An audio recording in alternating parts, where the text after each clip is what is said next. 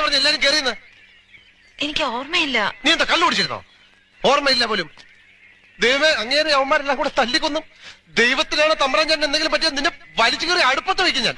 അങ്ങേര് കയറാത്തിന് ഞാൻ എന്തോ ചെയ്യണം? നീ ഇങ്ങോട്ടിറങ്ങി തലകുത്തിക്കടി. പിന്നെ എന്റെ തലയ്ക്ക് ഓളല്ലേ കാട്ടുവഴിയിൽ ഇറങ്ങി തലയും കുത്തി. അപ്പൊ നിനക്ക് അറിയാല്ലേ കാട്ടുവഴിയാണെന്ന്?